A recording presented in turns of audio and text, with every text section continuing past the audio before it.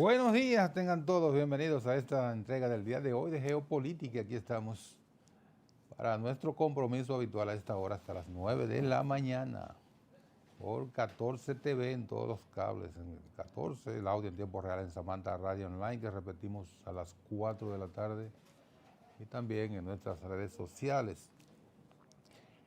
Hoy tengo esta silla vacía todavía. La silla vacía. Bueno, hoy siguen los análisis. Qué barbaridad, todavía siguen, naturalmente, apenas 48 horas después del evento electoral del domingo, tiene que seguir siendo parte de la dinámica de esta sociedad. Pero en el plano internacional, ayer inició por América Latina una gira del canciller ruso buscando ampliar el horizonte de relaciones de Rusia con esta parte del mundo. Una relación que Rusia ha venido cultivando lentamente, pero ha ido ganando terreno. Rusia tiene embajadas, tiene relaciones en prácticamente todos los países de América Latina, y si no tiene una embajada, tiene un concurrente, que es el caso de un embajador que está en un sitio y atiende, está en un país y atiende uno más o varios países. Se llaman los concurrentes. Creo que el embajador ruso aquí es concurrente, tiene su base en Venezuela. Entonces Venezuela, particularmente Venezuela, Cuba, que viene con la relación de la Unión Soviética, que era su principal aliado en América Latina, luego fue ampliando esas relaciones con Nicaragua, Argentina, que están un poco disminuidas a partir de la llegada de Milei al gobierno, volteó la cara hacia Rusia. Bolivia tiene unas buenas relaciones con ese país, y ni se diga Brasil, que es exactamente la B de los BRICS. Entonces la idea del canciller ruso es fortalecer esos lazos. Hay particularmente una relación que ha tenido serias dificultades en los últimos 2 meses. Me refiero a las relaciones con Ecuador. Rusia le compra mucho, pero mucho banano a Ecuador, que es uno de los principales productores de banano, de guineo y plátano, para que la gente lo entienda. Y recientemente, entre el comercio, la relación se fue vinculando entre el comercio, la parte política y la parte geopolítica. En principio el comercio no tenía nada que ver con los vaivenes políticos, en Ecuador, que son bastantes, ni con la situación que se generó en muchos países a partir de la llamada operación especial de Rusia en Ucrania, que no es otra cosa que una invasión. Entonces, recientemente lo que agrietó estas relaciones fueron 2 cosas, una comercial y la otra geopolítica. La comercial los compradores rusos de banano, o el Ministerio el Ministerio de Agricultura de Rusia y su parte sanitaria, fitosanitaria, señala que no le van a comprar banano a Ecuador porque había aparecido específicamente en las exportaciones de 5 compañías, había aparecido un parásito que afectaba, era potencialmente dañino para la salud y para tanto la salud humana como vegetal, etcétera, de Rusia. Entonces le ponen freno a las exportaciones. Pero eso se da cuando el gobierno ecuatoriano anuncia que parte del equipamiento militar que tiene, que es de fabricación rusa, algo que viene desde la Unión Soviética, se lo va a entregar a Ucrania, porque se lo va a entregar a Estados Unidos, y para que Estados Unidos lo derive hacia Ucrania, porque ese es un armamento chatarra, dice el presidente, dice el gobierno ecuatoriano, un armamento chatarra. Cuando le demuestran al presidente ecuatoriano que ese equipamiento es de altísima calidad, de altísimo valor estratégico, pues hay una media explicación. El presidente ecuatoriano tiene unas serias dificultades en la conexión. Es un tipo joven, pero parece un oligofrénico, una persona que no entiende las cosas. Pero no él, sino los asesores son los que crean el berenjenal. Y lo que se estaba negociando para resolver el tema fitosanitario, entonces Rusia decide definitivamente no comprarle banano. Y si dejan de comprarle banano a las productoras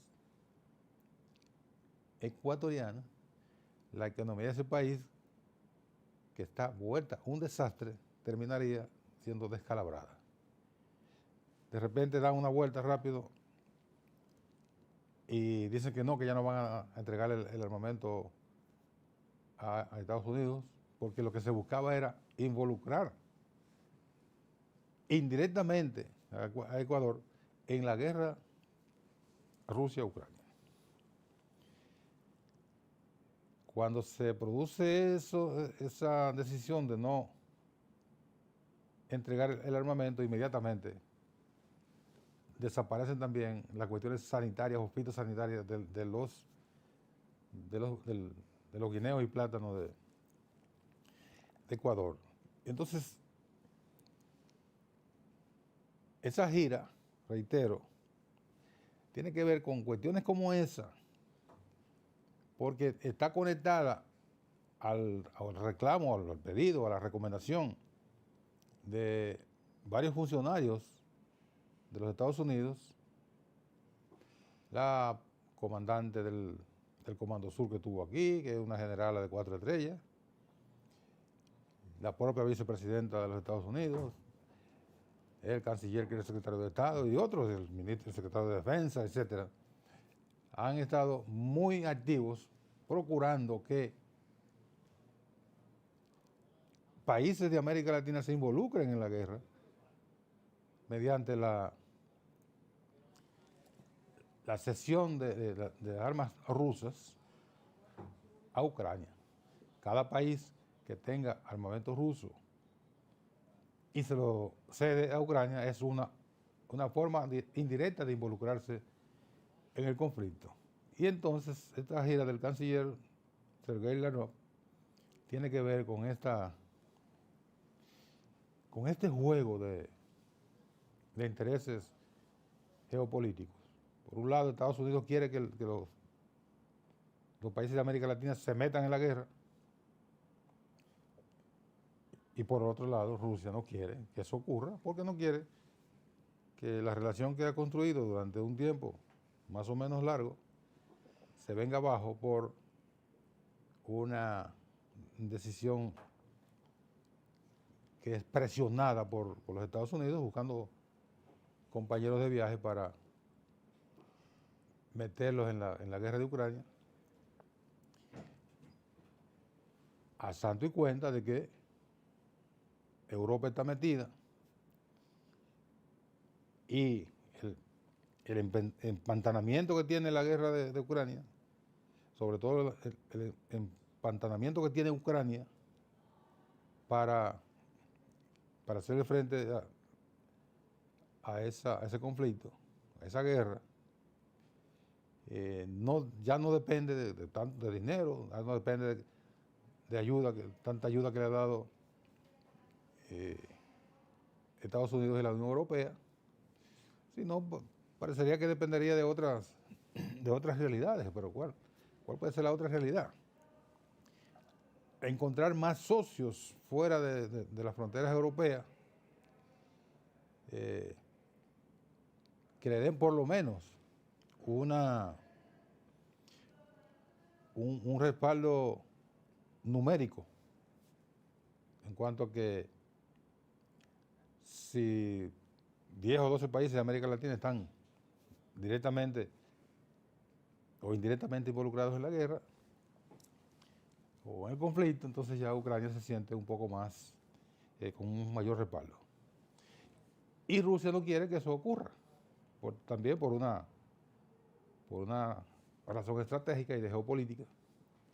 No quiere que sus amigos, socios o conocidos de América Latina tengan esa actitud hostil hacia Rusia. De modo, vamos a ver con qué se va de por aquí, de esta zona, el canciller de Rusia, que es un individuo que tiene una gran presencia y tiene una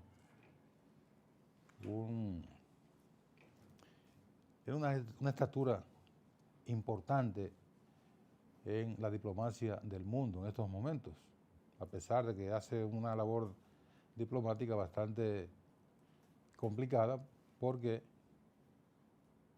hace una diplomacia de guerra. Su país está en guerra está en guerra, y entonces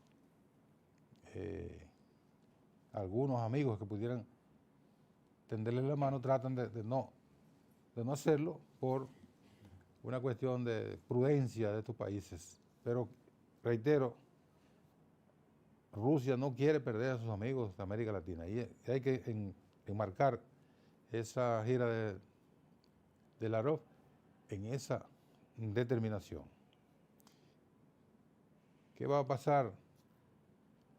Uno no sabe qué va a ocurrir con la situación ahora en que se encuentra actualmente Ucrania, porque el tema está que Ucrania da 2 pasos hacia adelante en el interés de recuperar terreno, y tiene que dar 4 hacia atrás, porque esos 2 pasos, al dar esos 2 pasos hacia adelante, se encuentra con una muralla que no ha podido romper, y sencillamente ha tenido que incurrir en lo que se llama, lo dicen los estrategas militares, un repliegue táctico, un repliegue que a veces se convierte en brazo caído porque no hay una reacción, y la intención, o sea, el argumento del alto mando de Ucrania, comenzando con el presidente de la República, es que necesita más ayuda de sus amigos. Pero ocurre que le tienen un tubo de ayuda desde el día 2 de la guerra, y miles y miles de millones en efectivo y en armamento y demás, no ha servido para nada. Vamos a la pausa y regresamos al terreno.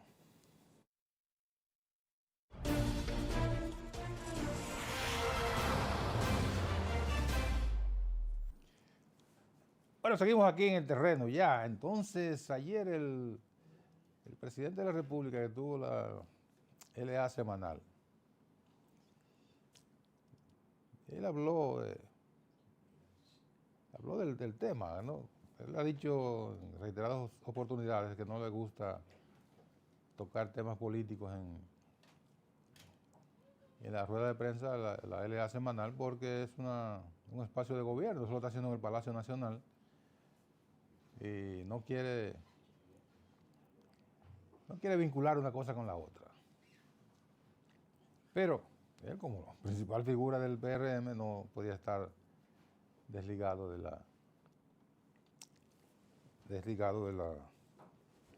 esa realidad.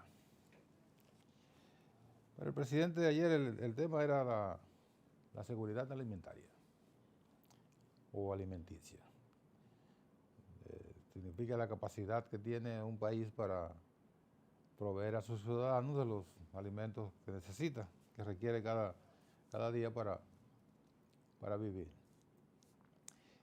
Y decía el presidente que actualmente el país, que no es actualmente, eso viene ya eso lo ha fortalecido, tampoco vamos a decir que esa es una conquista del actual gobierno, eso viene un tiempo prolongado y sistemático en que el país ha estado en esa situación. Me refiero a que él dice que el país está produciendo el 90.6, el 91% de los alimentos que consumimos. ¿Cuáles son los alimentos que consumimos nosotros? Ya todo el mundo lo sabe. Básicamente, arroz, habichuela, carne, pero más pollo que otro tipo de carne por los precios de la carne, digamos, carne de res, la carne de cerdo, de chivo, ni se diga, es una carne carísima. Pero básicamente, la producción de esos alimentos, arroz, habichuela, pollo, cerdo, los víveres de todas las categorías, granos de otras categorías que no solo esa habichuela, etcétera, etcétera. Es decir, cuando un país logra esa capacidad de producir los alimentos que consume su población, es un país que está en condiciones de hacer frente a cualquier situación. Porque lo primero que tiene que garantizar un Estado es la alimentación de su población. Si no puede producir internamente todo lo que demanda su población, entonces por lo menos tiene que generar las divisas para comprar los alimentos fuera del territorio, pero eso tiene un costo. Entonces, si tenemos el 90% de la alimentación garantizada por vía de la producción interna, es un país que se puede catalogar de estable en términos de alimentación. Y la alimentación es lo fundamental para una población. No porque, como dijo alguien, que el mal comido uno piensa, eso fue primero Lidio no dijo eso. Esa fue una difamación que le... ¿Cómo que no lo dijo? No, así como se lo atribuyeron, no, él no lo dijo. Porque fue un programa mío que lo dijo. Ah, no, relaja. Sí. Ah, bueno. Pero cuando un país tiene garantizada a ese nivel la alimentación de su población, es un país que está en condiciones de hacer frente a cualquier dificultad.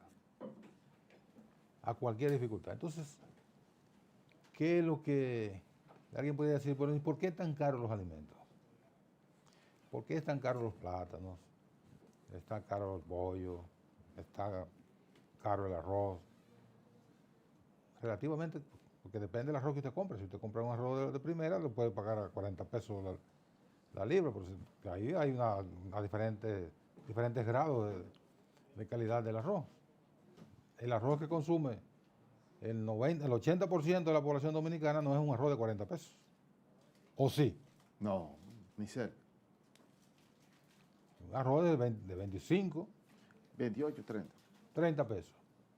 El arroz de 40 pesos, 45 pesos, es un arroz gourmet, que lo compras tú por Anda al carajo. estar de vanidoso. Pues tampoco, yo no quiero que tampoco tú compres puntilla, No, pero eso... negreña, eso debería ser para otra cosa. para alimentar Para cerdo, alimentar a...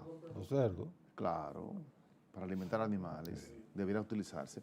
Y para otras producciones y para otras mezclas, ¿verdad? Sí, para Ser reciclado. Que triturarlo, convertirlo en el harina. arroz da cremas importantes que pudieran hacerse otras cosas. Pero no para el consumo humano. Es muy, muy importante. Decía, bueno, que ¿por qué la gente dice que el arroz está caro, que los productos están caros? Bueno, porque esos productos no caen del cielo. Producirlos tiene un costo. Tiene un costo producirlo. Entonces, un productor de plátanos, un productor de arroz, un productor de lo que sea, que tiene que pagarle a un tratorista a tanto la tarea porque el tratorista tiene que comprar el gasoil a un precio X y el gasoil está a ese precio porque el petróleo está caro en el mundo. Es una cadena que no depende ni del productor, ni del dueño de la tierra, ni depende del tratorista, ni depende de nosotros. Entonces, esos componentes determinan el precio final al que se llega, Ya. a que el producto llega al consumidor.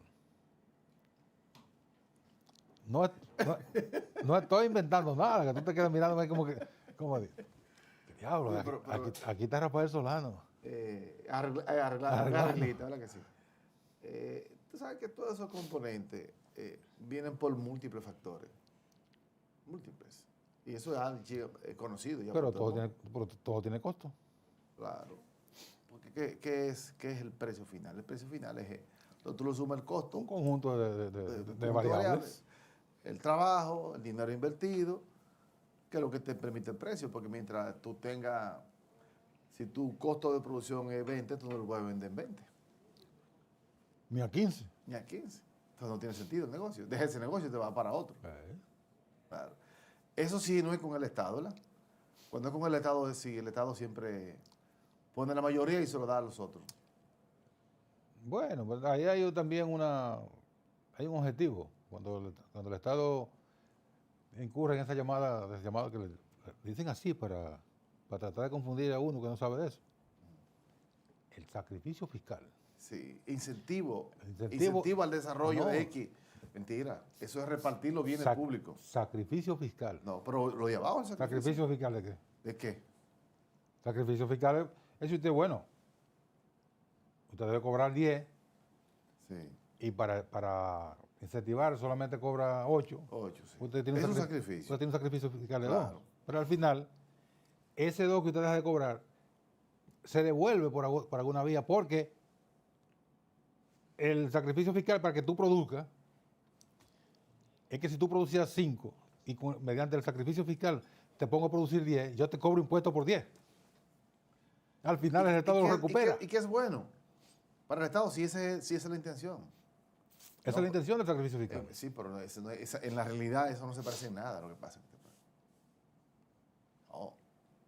Que este país debe abocarse seriamente a tocar ese tema.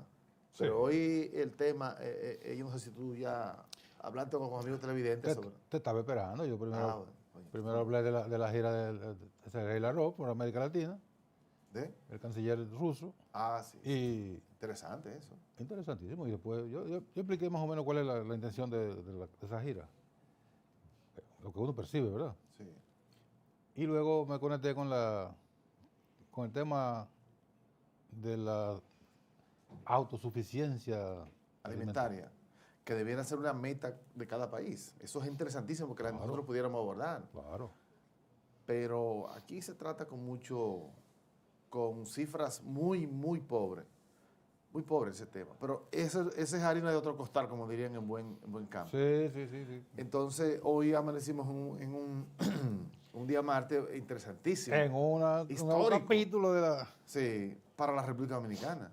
Porque estamos viendo, experimentando episodios, uno repetido y otro no conocido, así, que no lo habíamos vivido en otro momento.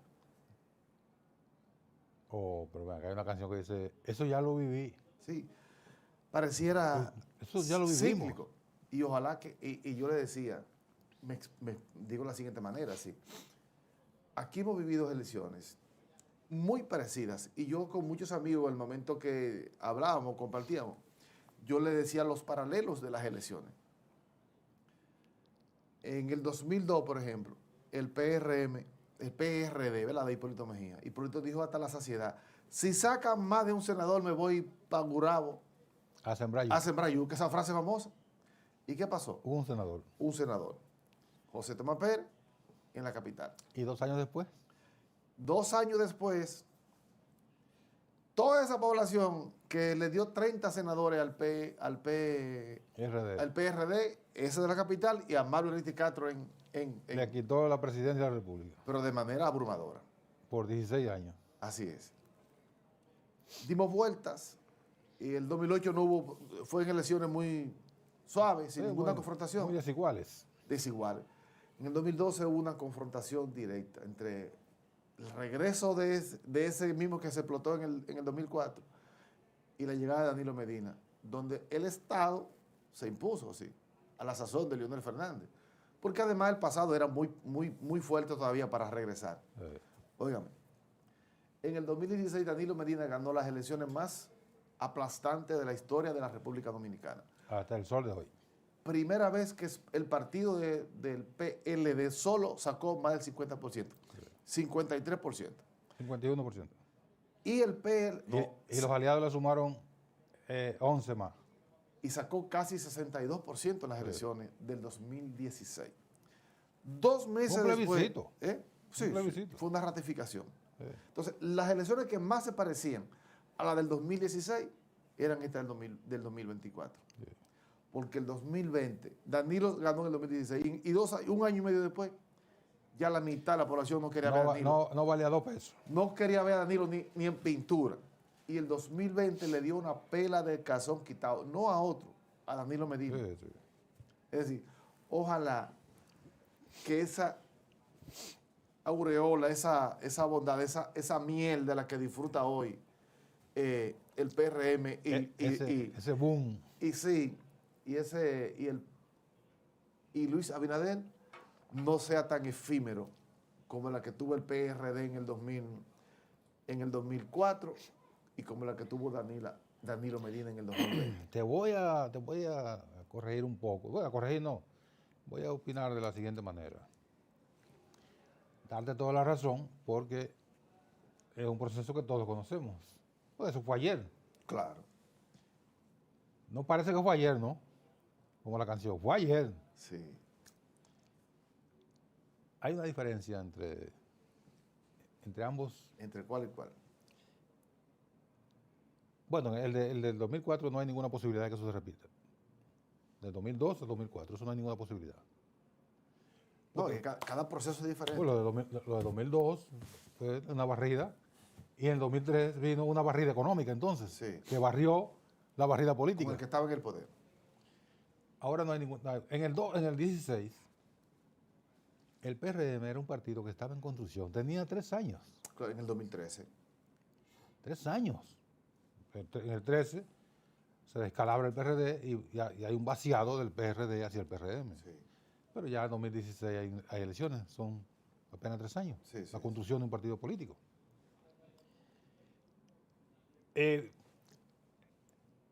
Segundo evento, se divide el PLD. No en partes iguales, pero se dividió. Lo que Leonel le sacó al PLD le hizo falta para competir. Porque tiene doble. Sí. No es tuyo, te lo quito y se lo doy a otro. Tiene el efecto doble, que siempre hemos hablado. Sí. Que ese es el voto más pesado. Que el voto más pesado. Claro. O sea, ese voto doble. Doble, terrible. En el 20 gana Luis Abinader. ¿Dónde está la diferencia entre el 2 y el 4? En que primero el descalabro de la economía, pero además hubo un tiempo amplio de 2 años entre la barrida del 2 y las elecciones del 4. Ahora lo que hay es un tiempo de 2 meses en que la resaca no pasa en 2 meses. Es muy difícil.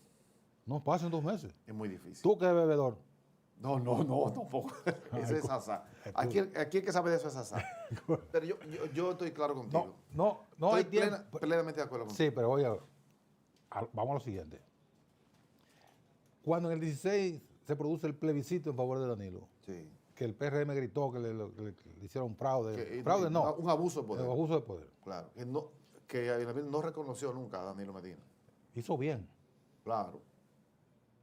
Digo, no hizo mal. No relaja. No, porque hay que competir elegantemente. Con todo el abuso que le hicieron. Sí, hay No, que competir elegantemente. para mí hizo bien. Está bien. Hay que competir elegantemente. Está bien. Sigue. Pero ¿a qué se dedicó el PRM? A construir un partido, Claro. pensando en el próximo proceso que era en el 20. Se dedicó a construir un partido.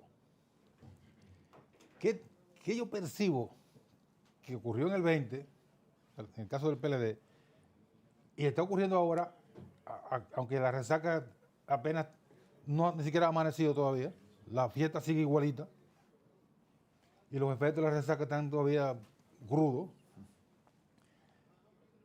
En el 20 no hicieron lo que era habitual en el PLD, sentarse a analizar el porqué de las cosas.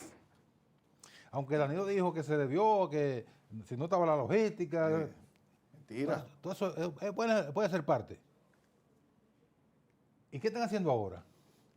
Ayer lo que hizo Abel Martínez, candidato del PLD, es sencillamente penoso.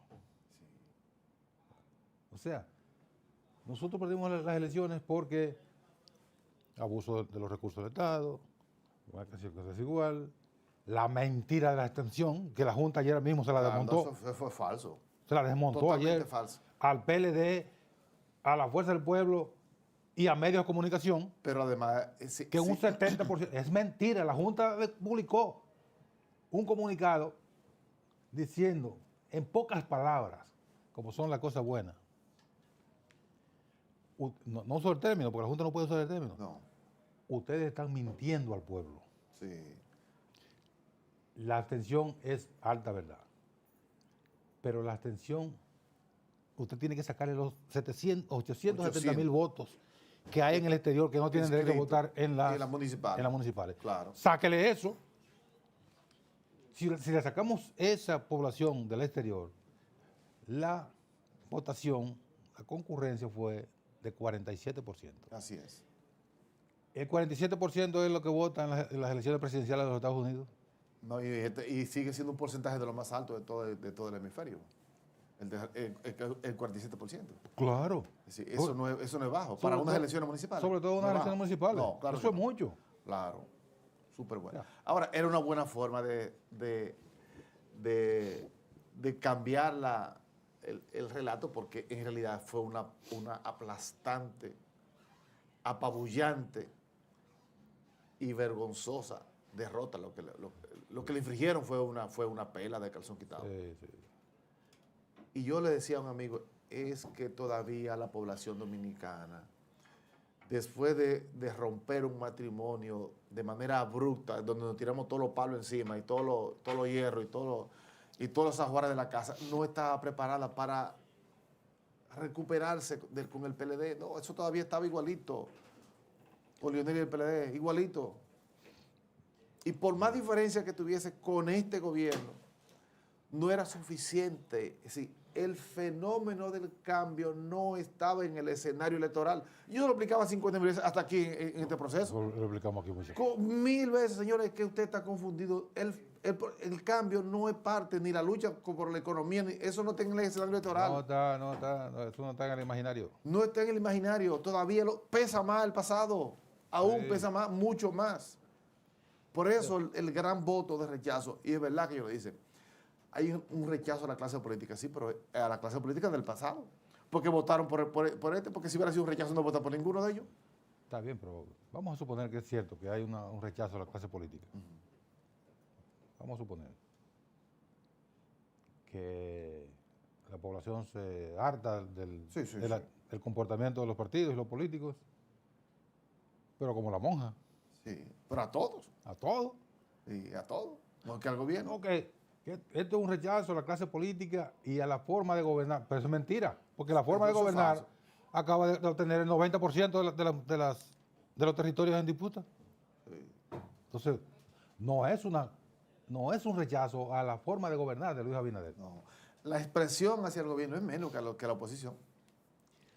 Pero yo insisto, se van a montar en ese relato. Sí, ellos siguen. Y no van a analizar qué pasó, el porqué de las cosas. Oye, y yo pude verificar en este proceso electoral, y los dije aquí, lo dije en algunos círculos cercanos. Señores, lo que yo pude ver en la organización de la campaña del PLD, en el discurso, en la narrativa de sus candidatos, es que el PRD no sabe luchar fuera del poder. Se acostumbró tanto Sí, que perdió la mística. a luchar desde el poder que ya no tenía ímpetu, no tenía la fuerza, no tenía la vehemencia que ejercía desde la oposición desde los años 80, que el PLD viene creciendo desde abajo. Eso se perdió. Es decir, ese es un partido requebrajado, espiritualmente muerto. Sí. La mística de llegar al poder, de conquistar cosas, sí, ya no tiene sentido. El clientelismo echó por la borda todo eso. Y como desde fuera del poder no tiene esa gran posibilidad de ese clientelismo de ejercerlo con tanta, como lo hacía antes, sí, no hay motivación. La logística. Sí, como no tenía eso, no había forma, sí. Quedó diezmado, así. Perdió el sentido. Y como no hay ninguna posición ideológica, y eso lo digo también hacia el PRM. También. No hay una ideología que lo sume. A ellos lo llevó, van montados en el riel del poder, en el riel de los recursos públicos. Cuando mañana no estén, harán lo mismo también. Les pasará igual.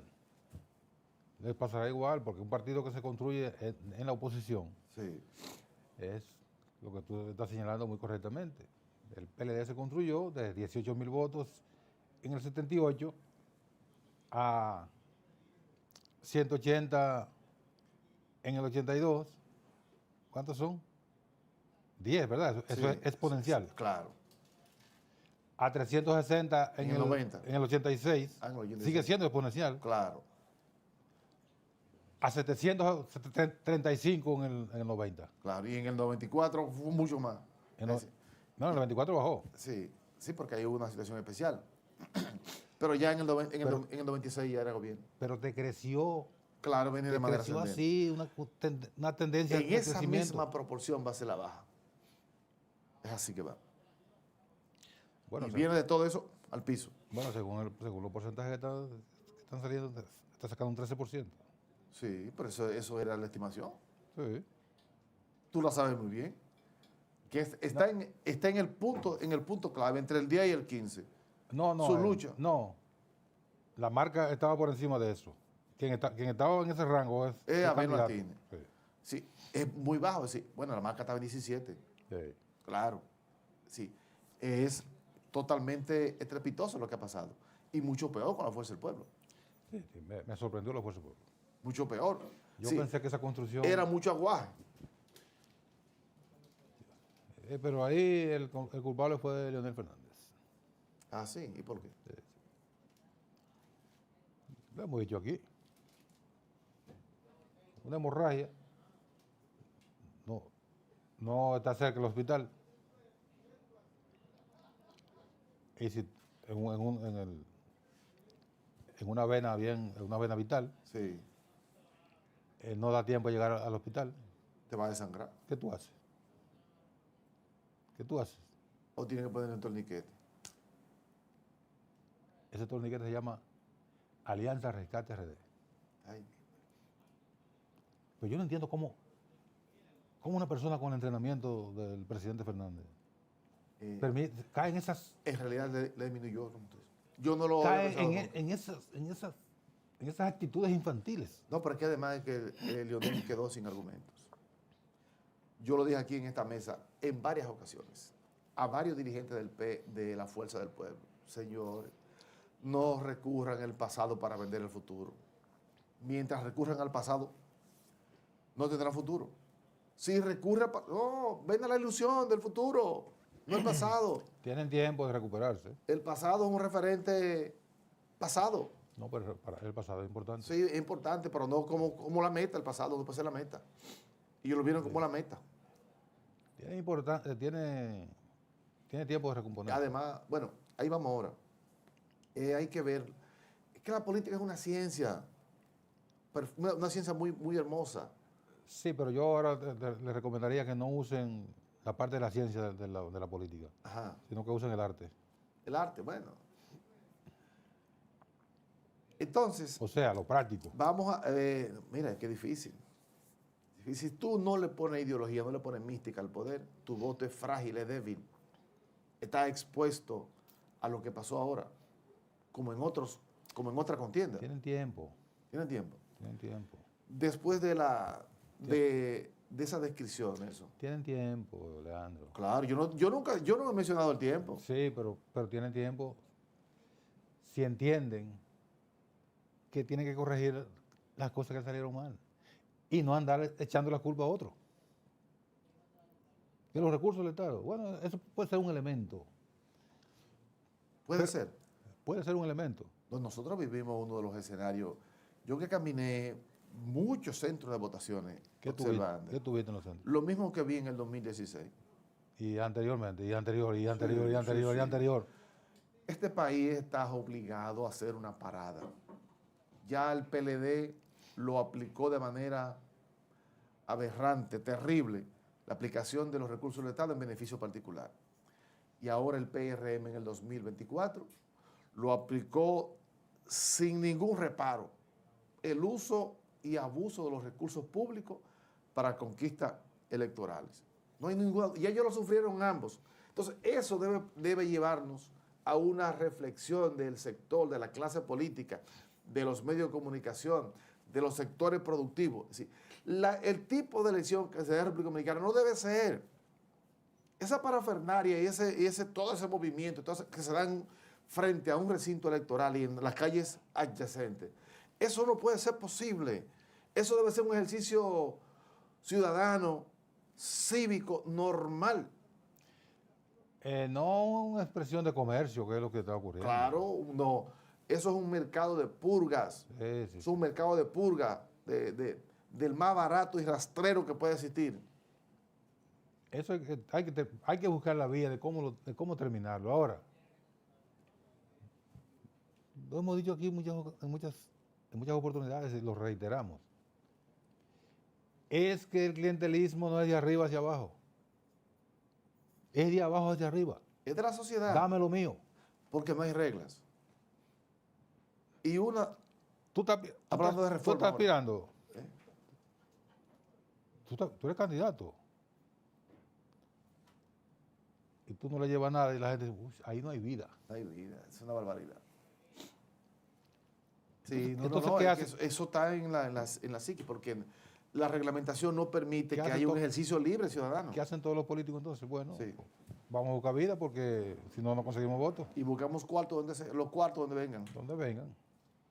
Por eso hoy tenemos el Congreso, quizá el Congreso más barato de toda la historia de la República Dominicana. Me refiero barato en términos de contenido, en términos de posibilidades de que haga algo con la sociedad dominicana. Sí. Lleno de riferos, gaseros, lavadores de carros. De todo. De todo. Así no. ¿Qué sociedad vamos a tener con ese tipo de legisladores? Yo creo que después, ahora no hay tiempo para hacer ningún cambio, pero después de las elecciones de mayo, tienen que buscarse a dos reformas en el Congreso. Uno opina, ¿verdad? Una. unificar las elecciones. No estoy de acuerdo. Yo estoy de acuerdo. Y lo voy a vocear por aquí mientras pueda. Yo te puedo decir por qué no estoy de acuerdo. Una. Y segunda, y quizá la más importante, es ver cómo los partidos, que son parte esencial de la sociedad, y sobre todo la comunidad política, y toda la sociedad, se abocan a darles mayor calidad a la actividad política. Claro. Yo solo escribí. Eso es fundamental. Yo hice una tesis. Es que hace falta profesionalizar la política en todo el sentido de la palabra, incluyendo los electores. Aquí hay que hacer una academia para preparar el personal que trabaja en las elecciones. No puede ser los mismos partidos. No. Los mismos miembros de los partidos son los que trabajan en los procesos electorales y le llevan las mismas mañas, ¿no?